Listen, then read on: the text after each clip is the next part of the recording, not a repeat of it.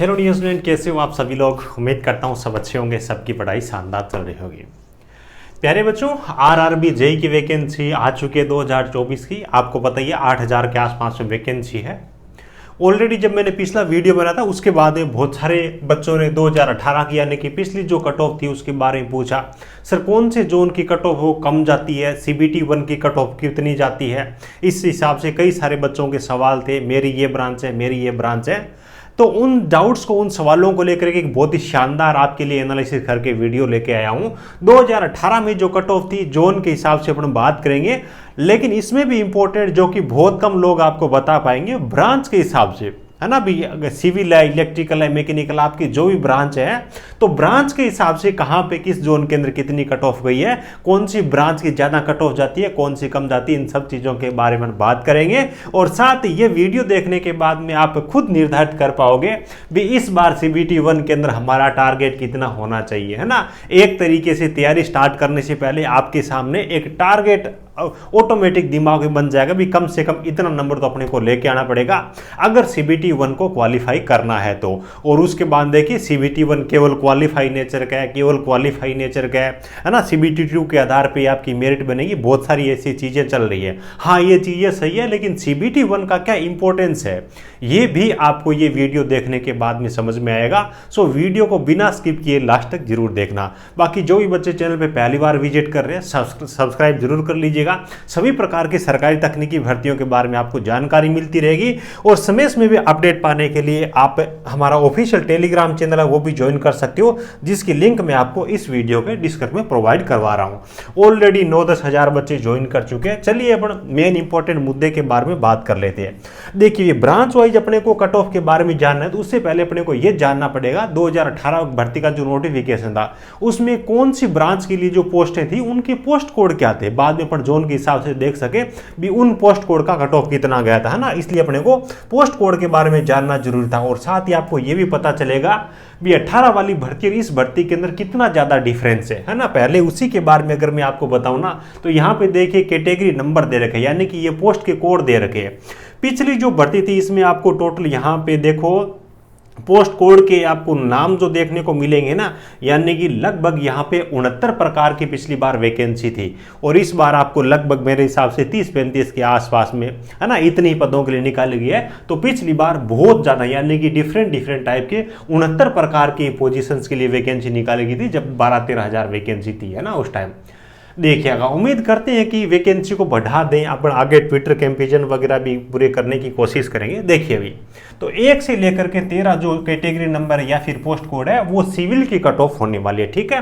तो ये आपकी इलेक्ट्रिकल और मैकेनिकल की आपकी स्टार्ट कहां से हो जाती है, आपकी कैटेगरी नंबर 14 से आपकी इलेक्ट्रिकल मैकेनिकल वगैरह की स्टार्ट हो जाती है। जितने भी यहाँ पे मैकेनिकल नाम लिखे दिखाई दे रही है ये खासतौर से मैकेनिकल डिपार्टमेंट है, जिसमें इलेक्ट्रिकल वाले बच्चे भी फॉर्म भरने के लिए एलिजिबल है, मैकेनिकल वाले फॉर्म भरने के लिए भी एलिजिबल है ना। ऑलरेडी मैंने पिछला वीडियो बनाया था कौन सी ब्रांच के लिए किस जोन के अंदर कितनी वैकेंसी है, अगर नहीं देखा तो उसको जरूर देखना। उसको देखने के बाद ही फॉर्म भरना ताकि आपको पता चलेगा किस ब्रांच में आपकी मतलब किस जोन में, किस आरआरबी में आपकी ब्रांच में कितनी पोस्टें आपको फाइट करने के लिए ना। बहुत अच्छा एनालिसिस करके मैंने वीडियो बनाया था। यानी कि 14 नंबर से लेकर के आप आ जाइए पोस्ट कोड नंबर 55 तक आ जाइए, ठीक है। पोस्ट कोड नंबर 55 तक आ जाइए, यानी कि 14 से लेकर के 55 नंबर पोस्ट कोड है ना, ये इलेक्ट्रिकल के लिए भी है ये कट ऑफ है और ये मैकेनिकल के लिए भी कट ऑफ ये रहने वाले, ठीक है। उसके बाद पोस्ट कोड नंबर आप 56 से देखोगे तो यहाँ पे ये आपकी एसएनटी की वैकेंसी है, इलेक्ट्रिकल है, इलेक्ट्रॉनिक्स है ना, कंप्यूटर साइंस वाले बच्चे हैं, ये सारे आवेदन करेंगे। यानी कि यहाँ पे मैकेनिकल वाले बच्चे एलिजिबल नहीं है, इलेक्ट्रिकल वाले तो है ही है, बाकी CSIT वाले भी इसमें एलिजिबल है, इलेक्ट्रॉनिक्स वाले भी एलिजिबल है। ये स्टार्ट होता है आपका 56 नंबर कोड से, है ना। 56 नंबर कोड से आप देख लीजिएगा यहाँ पे 56 नंबर से लेकर के 65 कोड तक, है ना। कहां से कहां तक 56 से लेकर के 65 कोड है, ये एसएनटी की कट ऑफ होने वाली है, ठीक है। 67 नंबर जो होगी वो डिपो मटेरियल सुपरिटेंडेंट की रहेगी, इसकी कट ऑफ सबसे ज्यादा जाती है क्योंकि कोई भी डिप्लोमा वाला इसके अंदर आवेदन करने के लिए एलिजिबल रहता है। देखिएगा वीडियो अगर अच्छा लगे ना तो लाइक करते जरूर जाना, उससे मुझे मोटिवेशन मिलता है। इस प्रकार की चीजें लेके आने में बहुत ज्यादा मेहनत लगती है ना। अलग अलग आरआरबी की वेबसाइट पे जाओ, वहां से PDF लो, उनमें से कई पेज हटाओ, कई पेज उनके अंदर जोड़ो, मतलब कम टाइम के अंदर चीजें बता सकें। इसके लिए यहाँ पे देखिए ये आपका चंडीगढ़ का CBT 1 का रिजल्ट है ना। CBT 1 के बाद में मतलब CBT 1 जिन बच्चों ने क्वालिफाई किया था उनके लिए ये है ना। भी 22 मई को ये इन्होंने CBT 1 का एग्जाम करवाया, 28 अगस्त से इनका सेकेंड एग्जाम स्टार्ट हो रहा है, यानी कि जून जुलाई उसके बाद में अगस्त, लगभग 3 महीने के बाद में CBT 1 का जैसे पेपर हुआ है उसके 3 महीने के बाद में CBT 2 का एग्जाम हो गया ना। हालांकि ये रिजल्ट कब जारी हुआ उसके बाद में कितने दिन का टाइम मिला है ये कंफर्म नहीं है, लेकिन कम ही दिन मिलते हैं। इसीलिए मैंने ऑलरेडी पिछले वीडियो के अंदर भी बताया था भी जो बच्चा CBT 1 की तैयारी कर रहा है ना, थोड़ा थोड़ा CBT 2 का आपकी ब्रांच से समझिए जो टेक्निकल है उसको भी आपको टाइम से तैयार करना स्टार्ट करना है। CBT 1 तो क्वालिफाई करना ही करना है, लेकिन CBT 2 के अंदर भी आपको बेहतर स्कोर करना है, तब आपका सिलेक्शन होगा। वो भी बहुत ज्यादा इंपॉर्टेंट चीज है ना। और कंटेंट वगैरह के बारे में, नोट्स वगैरह के बारे में ऑलरेडी मैंने बताया है ना। हमारे ऐप पे भी कई सारी ब्रांच है, उनके लिए नोट्स अवेलेबल है, हैंड रिटन नोट्स है ना। इनमें टाइम कब लगता है, थोड़ा सा पढ़ने के अंदर भी मतलब क्या है कि ईजी रहता है, इसलिए है ना। बाकी आप जहां से भी पढ़ो थोड़ा थोड़ा आपको CBT 2 है उसका भी CBT 1 के साथ में पढ़ना पड़ेगा, मेरे हिसाब से वो ठीक रहेगा ना। तो ये अपना कौन सा जोन है, ये देखिए यहाँ पे अपना है, ये अपना चंडीगढ़ जोन है। अब चंडीगढ़ जोन की ब्रांच के अकॉर्डिंग अगर अपन कट ऑफ के बारे में बात कर लेते हैं, देखिएगा ये देखो यहाँ पे, यहाँ से अपनी कट ऑफ है। नॉर्मलाइजेशन करने के बाद में ये कट ऑफ है। चंडीगढ़ में 14,965 बच्चों को पास किया गया था। अब देखिए यहाँ पे UR कैटेगरी है, SC ST OBC ESM, एक सर्विसमैन है। इस बार वो EWS है, वो नया है, ठीक है, इसलिए 18 में था नहीं तो वो नहीं दिखाया गया है। यहाँ पे आप देखोगे UR कैटेगरी की, यहाँ पे देखो सिविल की कट ऑफ कितने तक थी, इसी कैटेगरी नंबर 1 से लेकर के 13 तक थी, तो 13 तो यहाँ पे है ही नहीं, तो 12 तक आप देखो सिविल की जो कट ऑफ है 65 है, 63 है, 59 है, ठीक है, इसी हिसाब से। उसके बाद में ST कैटेगरी की आप यहाँ पे सिविल की कट ऑफ देख लीजिएगा, लगभग 50 के आसपास में यहाँ पे चंडीगढ़ जोन की ST की कट ऑफ गई है, 80 की कट ऑफ गई है। ST की कट ऑफ उससे भी बहुत कम गई है, 44-45 है ना, यानी कि 40 से लेकर के 45-47 के बीच में ST रहा है CBT 1 में। OBC की बहुत ज्यादा सिविल की नहीं गई है, लगभग 50-55 के आसपास में गई है, ठीक है। UR कैटेगरी में यहाँ पे आप देखोगे UR के अंदर OBC के अंदर कितने ज्यादा डिफरेंट है, यानी कि हर जोन के अंदर लगभग 3, 4, 5, 7, 8 नंबरों तक का डिफरेंस मिलेगा OBC और UR में। ये रेलवे में खास तौर से डिफरेंस रहता है। तो आप सिविल की देखोगे यहाँ पे लगभग 60 के आसपास में कट ऑफ गई है सिविल की, OBC की लगभग 50 के आसपास में, ST की लगभग 45 है ना आसपास में, SC की भी लगभग 47, 48, 50 के आसपास में ये गई है सिविल की कट ऑफ। सबसे कम जो कट ऑफ रहती है वो सिविल की रहती है, क्योंकि सिविल वाले पोस्टों में दूसरे आवेदन नहीं करते। उसके बाद में देखिए सीरियल नंबर 14 से लेकर के सीरियल नंबर जो 55 तक है ना, 55 तक है, वो किसके लिए है, मैकेनिकल और इलेक्ट्रिकल दोनों के लिए है। मैकेनिकल और इलेक्ट्रिकल की कट ऑफ हाई जाती है। देखिए यहाँ पे सिविल के तो 60 के आसपास में डिजिट है, यहाँ पे 70 से डिजिट वो स्टार्ट हो गए।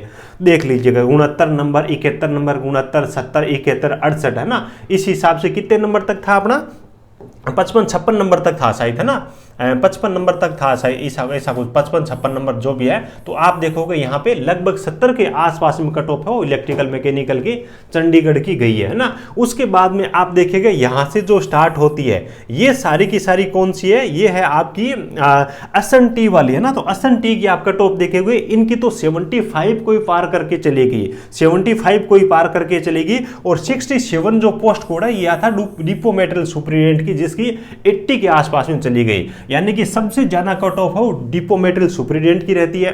उसके बाद में SNT की रहती है, उसके बाद में इलेक्ट्रिकल मैकेनिकल की रहती है, सबसे कम सिविल की रहती है। ये आपको चंडीगढ़ जोन से इतना समझ में आया होगा ना। और ये चीजें हर एक जोन के अंदर ही है, केवल चंडीगढ़ की बात नहीं हो रही। यहाँ पे डिफरेंस आपको ये आपको हर ब्रांच के अंदर देखने को मिलेगा, अलग अलग RRB में। आज ये उसके बाद में गुवाहाटी जो जोन है उसके अंदर अपन बात कर लेते हैं। सेम चीजें यहाँ पे लिखी हुई, इन पे अपने को डिस्कशन करने की जरूरत नहीं है ना। बहुत सारे रोल नंबर दे रखे थे, मैंने उन पेज को बीच में से काटा है ताकि अपने को थोड़ा टाइम कम लगे स्क्रॉल करने में। अब देखिए गुवाहाटी जोन के अंदर अगर अपन देखें, ये सिविल की आपको कट ऑफ दे रखी है स्टार्टिंग में 3 तक है ना। तो 63, 57, 65, 71 ये नॉर्मलाइजेशन करने के बाद में है। और CBT 1 का जो पेपर है टोटल 100 नंबर का था, ठीक है, 100 में से ये स्कोर है। ये नॉर्मलाइजेशन करने के बाद में, नॉर्मलाइजेशन करने के बाद में अक्सर जिन बच्चों का सिलेक्शन होता है ना उनके नंबर थोड़े बड़े हुए होते हैं, 3, 5 से लेकर के 7-8 नंबर मान के चलिए। तो एक्चुअल में मान के चलिए कि भी जैसे ये थ्रेस्ट है ना, जिन बच्चों का मान के चलिए भी 58, 59, 60 के आसपास में स्कोर था, तो नॉर्मलाइजेशन के बाद में वो बढ़ जाता है। इतना आप समझ तो होंगे, एक्सपीरियंस होगा, आपने भी एग्जाम दिया है। तो सिविल की यहाँ पे 80 के अंदर बहुत कम गई है, एसटी के अंदर भी बहुत कम गई है, ओबीसी की कोई खास नहीं गई, गुवाहाटी जोन के अंदर लगभग 50 के आसपास में यहाँ पे गई है। अब आ जाइए, देखिए यहाँ पे आपका 14 नंबर से यहाँ पे स्टार्ट हो जाता है आपका इलेक्ट्रिकल और मैकेनिकल वाला बेड़ा, है ना। यहाँ पे सारी की सारी कट ऑफ है 60, 65, 60, 65, 69, इस हिसाब से यहाँ पे कट ऑफ है वो गई हुई है ना। अलग अलग आप कैटेगरी के हिसाब से सामने आप देख सकते हो। और उसके बाद में आज ये जो डिपो मेटेरियल सुपरिटेंडेंट है गुवाहाटी के अंदर 73 कट ऑफ गई है ना। ये आपकी एसएनटी वाली जो पोजीशन है ये भी आप देख लो, 65, 69 इस हिसाब से एसएनटी की गुवाहाटी में गई है। प्रयागराज जोन है ना, प्रयागराज बोले अपन, इलाहाबाद जिसका पुराना नाम था प्रयागराज है। प्रयागराज के अंदर आप देख लीजिएगा कट ऑफ सिविल की देख लो। सिविल की आपको यहाँ पे यूआर कैटेगरी की 74 है, 69 है, 61 है, कुछ इस हिसाब से आपको कट ऑफ देखने को मिलेगी। 80 की यहाँ पे ये कट ऑफ गई है, एसटी की कम गई है और ओबीसी की भी इस हिसाब से कट ऑफ गई है ना। सिविल की यहाँ पे पिछली बार वैकेंसी शायद थोड़ी कम हो गई है ना, 1, 3 और उसके बाद में 12 और 13 गई है इस हिसाब से। उसके बाद देखो यहाँ पे तो 69, 70 वाला यानी कि 60 और 70 का आपको अंक दिखाई दे रहा है। जैसे यहाँ से इलेक्ट्रिकल और मैकेनिकल वाली चीजें स्टार्ट होती है तो साथ ही 80-85 वाला आंकड़ा भी आपको यहाँ पे देखने को मिल जाता है। और जब आगे आपका स्टार्ट होगा एसएनटी का ना 65 के बाद में, तो उसके बाद में ये भी आंकड़ा आपको और ज्यादा पार होता दिखाई देगा, है ना। देखिएगा अपना एसएनटी का ही है ना, 80 के आसपास में 74, 73 इस हिसाब से, यानी कि एसएनटी है ना उनकी 70 से अबोव ही गई है। और डिपो मेटेरियल सुपरिटेंडेंट है, इन्होंने तो 80 पार कर दिया, 84 कट ऑफ यहाँ पे इनकी चली गई है ना। तो अनुमान आपको एक मिल रहा होगा, बहुत ज्यादा मेरे को लगता नहीं कि सब जोन के बारे में बताने की जरूरत है, एक आइडिया तो आपको वैसे ही मिल जाएगा। अब देख लीजिए अजमेर जोन के बारे में बात कर लेते हैं, जहां पे कंपटीशन सबसे हाई होता है, ऐसे मैं मानता हूं। और इस बार तो इलेक्ट्रिकल मैकेनिकल की वैकेंसी भी बहुत कम है, तो इलेक्ट्रिकल मैकेनिकल वाले कोई बच्चे हैं तो अजमेर से थोड़ा सा बच के ही रहना, बाकी आपकी सोच पे डिपेंड है, आप क्या सोचते हो। हाँ, सिविल की इस बार वैकेंसी अच्छी खासी है। देखिएगा सिविल के अंदर पिछली बार यहां से आप देख लीजिए सीरियल नंबर 12 तक यहाँ पे वैकेंसी है, तो कट ऑफ आपको दिखाई दे जाएगी। यूआर कैटेगरी की 77, 74, 62, 68 ना, जो कि इलेक्ट्रिकल मैकेनिकल के पीछे के कई जोन के अंदर गई है, आरआरबी में गई है, वो यहाँ पे सिविल की है। ये आपकी 80 की कट ऑफ है, एसटी की कट ऑफ है वो भी 65, 66 तक इस जोन के अंदर गई है। और ओबीसी की जो कट ऑफ है हाईएस्ट तो आपकी 76 तक गई है और लोवेस्ट है वो 59 तक गई है। अब यहाँ पे मैं एक चीज आपके सामने और क्लियर करना चाहता हूँ कि जैसे कि सीबीटी 1 केवल क्वालिफाई नेचर का, तो सीबीटी 1 में अगर आपके कम नंबर आती है तो क्या होता है, ज्यादातर नंबर आती है तो आपका क्या होता है।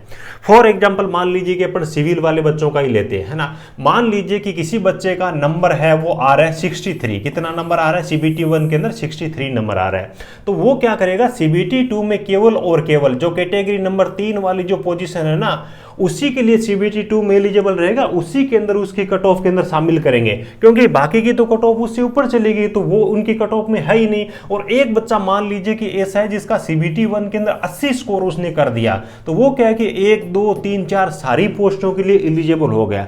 यानी कि सीबीटी 1 आपका क्वालिफाई नेचर का तो है, लेकिन सीबीटी 2 में आपको कौन कौन सी पोस्टों के लिए आपको काउंट किया जाएगा, ये सीबीटी 1 की कट ऑफ के आधार पर निर्धारित होगा, क्योंकि अलग अलग कैटेगरी नंबर उनकी कट ऑफ अलग अलग जाती है। ये समझ लेना सीबीटी 1 के अंदर भी स्कोर अच्छा करना बहुत ज्यादा जरूरी है आपको, ठीक है।